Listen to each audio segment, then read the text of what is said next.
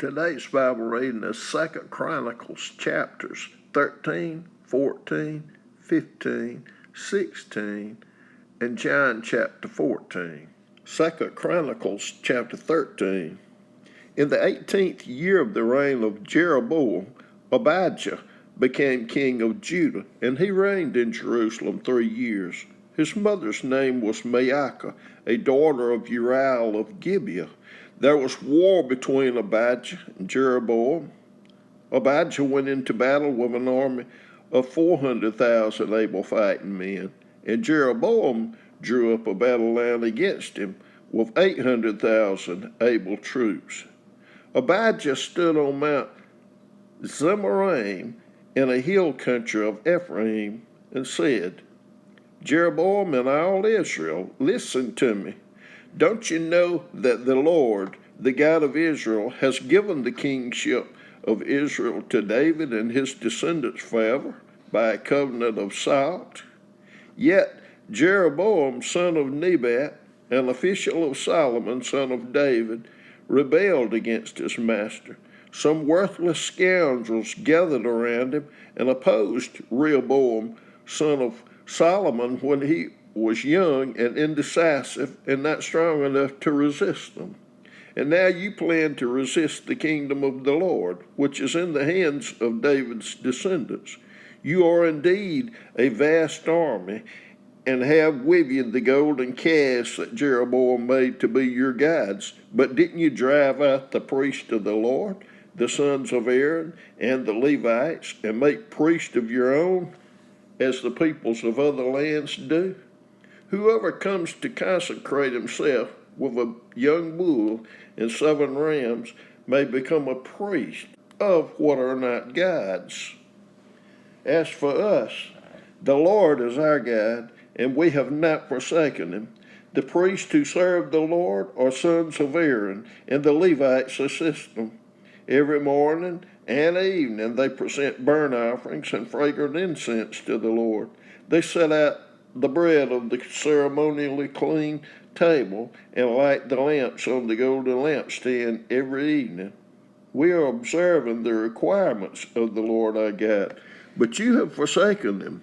God is with us. He is our leader. His priests with their trumpets will sound the battle cry against you. People of Israel, do not fight against the Lord, the God of your ancestors, for you will not succeed. Now Jeroboam had sent troops around to the rear, so that while he was in front of Judah, the ambush was behind them. Judah turned and saw that they were being attacked at both front and rear. Then they cried out to the Lord. The priests blew their trumpets, and the men of Judah raised the battle cry. At the sound of their battle cry, God routed Jeroboam and all Israel before Abijah and Judah. The Israelites fled before Judah, and God delivered them into their hands. Abijah and his troops inflicted heavy losses on them, so that there were 500,000 casualties among Israel's able men. The Israelites were subdued on that occasion, and the people of Judah were victorious because they relied on the Lord, the God of their ancestors. Abijah pursued Jeroboam and took from him the towns of Bethel, Jeshanah, and Ephron, with their surrounding villages. Jeroboam did not regain power during the time of Abijah, and the Lord struck him down, and he died. But Abijah grew in strength. He married 14 wives and had 22 sons and 16 daughters. The other events of Abijah's reign, what he did and what he said, are written in the annotations of the prophet Iddo. 2 Chronicles chapter 14. And Abijah rested with his ancestors and was buried in the city of David. Asa, his son, succeeded him as king, and in his days the country was at peace for 10 years. Asa did what was good and right in the eyes of the Lord his God. He removed the foreign altars and high places, smashed the sacred stones, and cut down the Asherah poles. He commanded Judah to seek the Lord, the God of their ancestors, and to obey his laws and commands. He removed the high places and incense altars in every town in Judah, and the kingdom was at peace under him. He built up the fortified cities of Judah, since the land was at peace. No one was at war with him during those years, for the Lord gave him rest. Let us build up these towns, he said to Judah, and put walls around them, with towers, gates, and bars. The land is still ours, because we have sought the Lord our God. We sought him, and he has given us rest on every side. So they built and prospered. Asa had an army of 300,000 men from Judah, equipped with large shields and with spears, and 280,000 from Benjamin, armed with small shields and with bows. All these were brave fighting men. Zerah the Cushite marched out against them with an army of thousands upon thousands and 300 chariots, and came as far as Mareshah. Asa went out to meet him, and they took up battle positions in the valley of Zephathah near Mareshah. Then Asa called to the Lord his God and said, Lord, there is no one like you to help the powerless against the mighty. Help us, Lord our God, for we rely on you, and in your name we have come against this vast army, Lord. You are our God. Do not let mere mortals prevail against you. The Lord struck down the Cushites before Asa and Judah. The Cushites fled, and Asa and his army pursued them as far as Gerar. Such a great number of Cushites fell that they could not recover. They were crushed before the Lord and his forces. The men of Judah carried off a large amount of plunder. They destroyed all the villages around Gerar, for the terror of the Lord had fallen on them. They looted all these villages, since there was much plunder there. They also attacked the camps of the herders and carried off droves of sheep and goats and camels. Then they returned to Jerusalem. 2 Chronicles chapter 15. The Spirit of God came on Azariah, son of Oded. He went out to meet Asa and said to him, Listen to me, Asa, and all Judah and Benjamin. The Lord is with you when you are with him. If you seek him, he will be found by you. But if you forsake him, he will forsake you.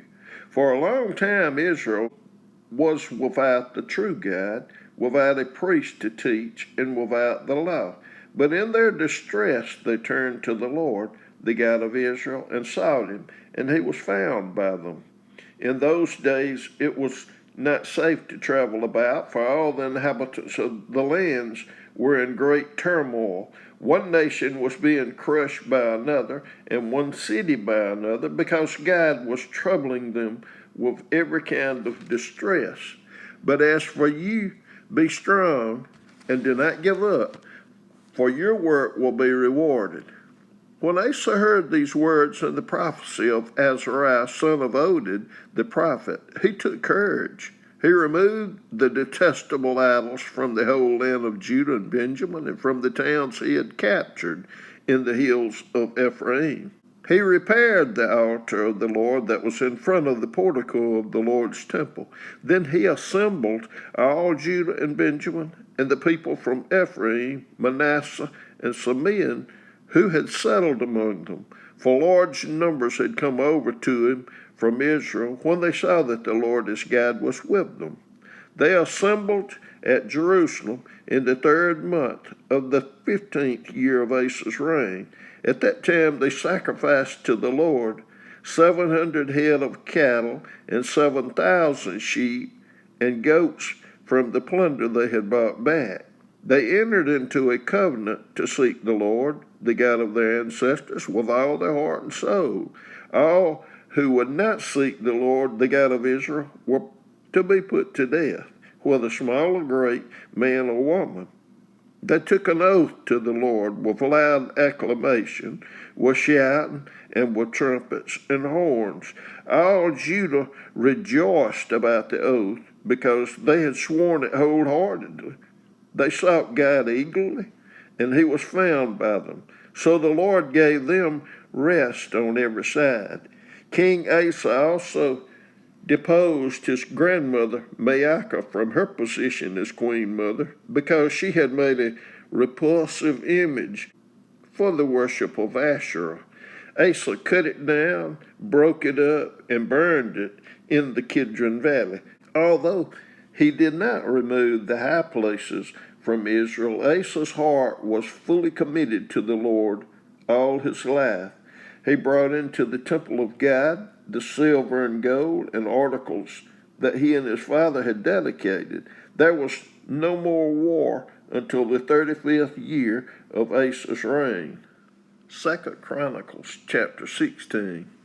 In the 36th year of Asa's reign, Baasha, king of Israel, went up against Judah and fortified Ramah to prevent anyone from leaving or entering the territory of Asa, king of Judah.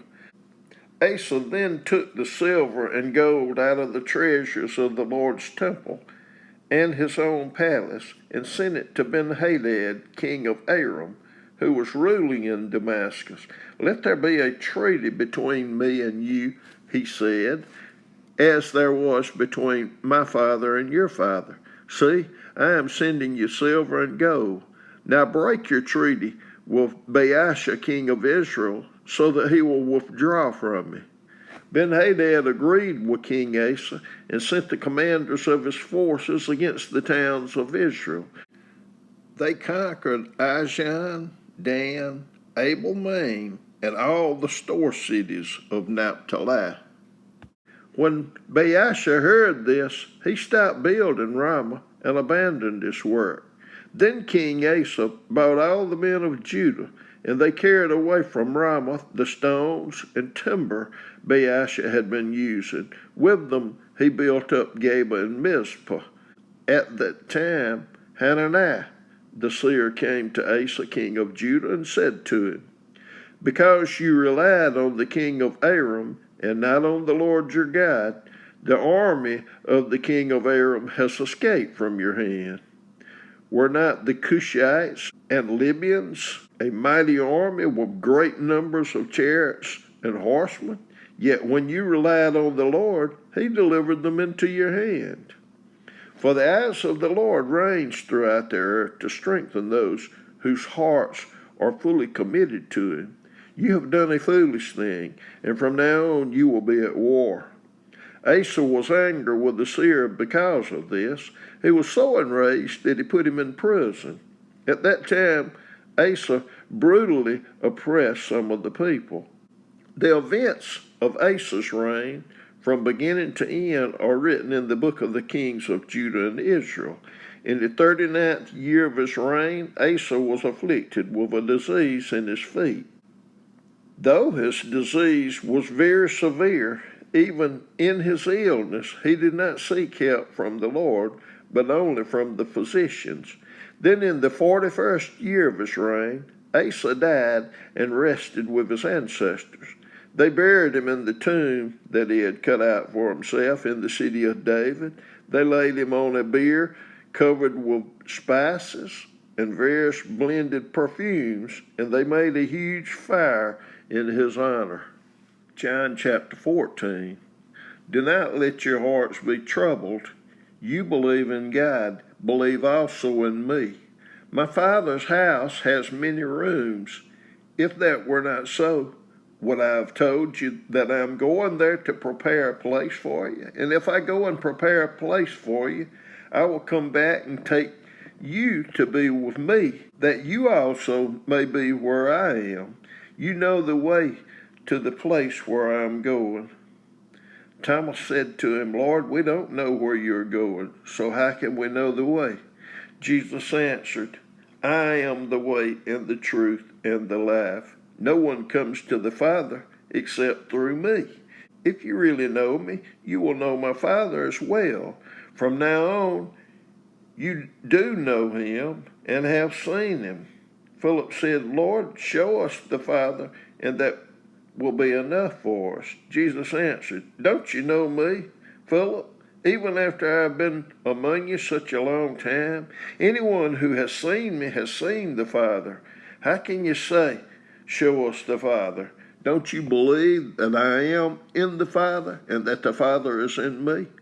The words I say to you, I do not speak on my own authority. Rather, it is the Father living in me who is doing his work. Believe me when I say that I am in the Father and the Father is in me, or at least believe on the evidence of the works themselves. Very truly I tell you, whoever believes in me will do the works I have been doing, and they will do even greater things than these, because I am going to the Father, and I will do whatever you ask in my name, so that the Father may be glorified in the Son. You may ask for anything in my name, and I will do it. If you love me, keep my commands, and I will ask the Father, and he will give you another advocate to help you and be with you forever, the Spirit of truth. The world cannot accept him, because it neither sees him nor knows him. But you know him, for he lives with you and will be in you. I will not leave you as orphans. I will come to you. Before long, the world will not see me anymore, but you will see me because I live. You also will live. On that day you will realize that I am in my Father, and you are in me, and I am in you. Whoever has my commands and keeps them is the one who loves me. The one who loves me will be loved by my Father, and I too will love them and show myself to them. Then Judas, not Iscariot, said, But Lord, why do you intend to show yourself to us and not to the world? Jesus replied, Anyone who loves me will obey my teaching. My Father will love them, and we will come to them and make our home with them. Anyone who does not love me will not obey my teaching. These words you hear are not my own. They belong to the Father who sent me. All this I have spoken while still with you, but the Advocate, the Holy Spirit, whom the Father will send in my name, will teach you all things and will remind you of everything I have said to you. Peace I leave with you. My peace I give to you. I do not give to you as the world gives. Do not let your hearts be troubled, and do not be afraid. You heard me say, I am going away, and I am coming back to you. If you loved me, you would be glad that I am going to the Father, for the Father is greater than I. I have told you now before it happens, so that when it does happen, you will believe. I will not say much more to you, for the prince of this world is coming. He has no hold over me, but he comes so that the world may learn that I love the Father and do exactly what my Father has commanded me. Come now, let us leave.